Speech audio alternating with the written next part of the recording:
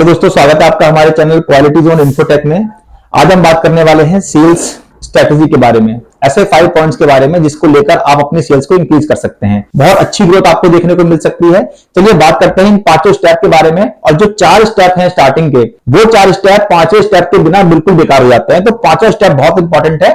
चलिए स्टार्ट करते हैं वीडियो और 1 बाय 1 उन 5 स्टेप पे बात करते हैं। तो टोटल 5 स्टेप्स में जो पहला स्टेप है वो है मार्केटिंग, कि आपको मार्केटिंग कैसे करनी है, अपना ऑडियंस टारगेट कैसे करना है। सबसे पहले आपको ये जानना है कि मेरा जो टारगेट ऑडियंस है वो कौन है, वो वुमेन है या मैन है, वो गरीब लोग हैं या अमीर लोग हैं, वो गांव के लोग हैं या शहर के लोग हैं। जब तक आप ये डिसाइड नहीं कर पाते हैं तब तक आप अपनी मार्केटिंग, अपने प्रोडक्ट को बहुत अच्छी तरीके से प्रमोट नहीं कर सकते। और प्रमोशन का मतलब ये होता है कि आपका प्रोडक्ट इतना ज्यादा विजिबिलिटी में जाए, इतना ज्यादा लोगों के पास दिखाई दे, ताकि लोग आपके प्रोडक्ट की तरफ खींचे चले आए, ताकि आपके प्रोडक्ट के बारे में पूछते हुए वो आपकी शॉप पर पहुंच के आपके प्रोडक्ट को नाम से लेकर उसे खरीदें। क्या रीजन है कि मार्केट में हजारों तरह के साबुन होने के बाद भी अगर कोई बड़ी कंपनी कोई नया साबुन लॉन्च करती है तो लोग उसको तुरंत जान जाते हैं, तुरंत लोगों के पास तक वो चीज पहुंच जाती है, लोग उसके नाम से, उसके ब्रांड से अवेयर हो जाते हैं। तो ये जो स्ट्रेटजी है, यही स्ट्रेटजी हम बात करने वाले हैं, जिसमें पहली स्ट्रेटजी मैंने अभी आपको बताया, मार्केटिंग। मतलब जितना हो सके उतना ज्यादा हमें यह करना है कि हमारा प्रोडक्ट जो है वो लोगों के पास तक पहुंच पाए, और वो भी टारगेट ऑडियंस तक। Target audience in the sense कि आपका ऑडियंस कौन सा है, क्योंकि हर प्रोडक्ट हर ऑडियंस के लिए नहीं होता। तो सबसे पहला पॉइंट यही है कि आपको सबसे पहले अपना टारगेट ऑडियंस सेट करना है। हर किसी को अपना प्रोडक्ट नहीं दिखाना है, केवल टारगेट ऑडियंस को दिखाइए। तो आप देखेंगे, आप जितना भी पेमेंट इसमें लगाएंगे या इसके प्रमोशन में लगाएंगे, वो सारा पेमेंट आपको डबल, ट्रिपल और मल्टीप्लाई 10 होकर आपको वापस मिल जाएगा। तो target audience is very important.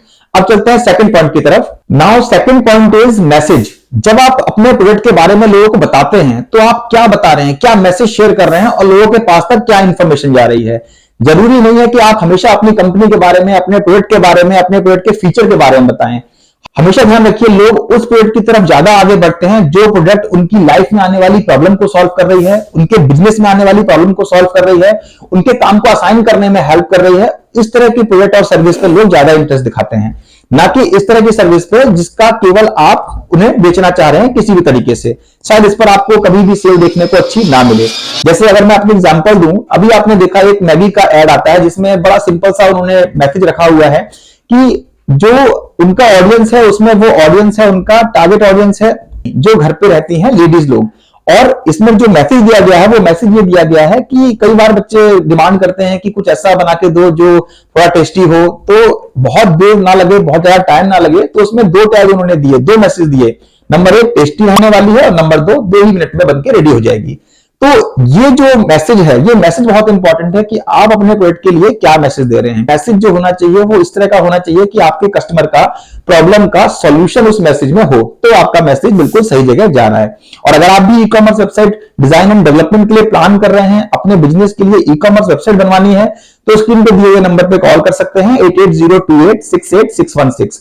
हमारी टीम आपसे बात करेगी और आपके लिए ई कॉमर्स वेबसाइट का पूरा फुल प्रूफ प्लान आपके साथ शेयर करेगी। अब बढ़ते हैं थर्ड पॉइंट की तरफ।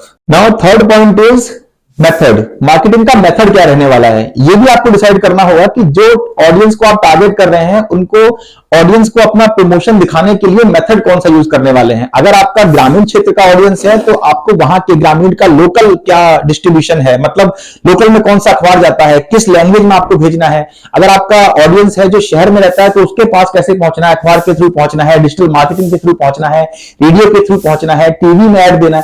तो ये भी आपको डिसाइड करना होगा कि आपका जो मैसेज का, आपके मैसेज का जो मेथड है वो बहुत इंपॉर्टेंट है, ताकि आपके ऑडियंस के पास बिल्कुल उसी वे में वो पहुंचे जिस वे में आपका ऑडियंस अपनी लाइफ को जी रहा है।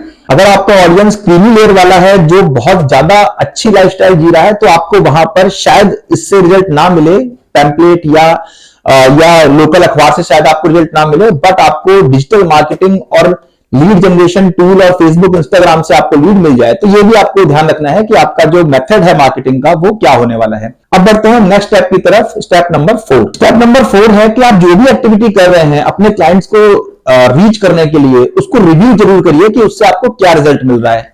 तो ऐसा नहीं है कि एड रन करने के बाद आपने छोड़ दिया और वो चल रहा है।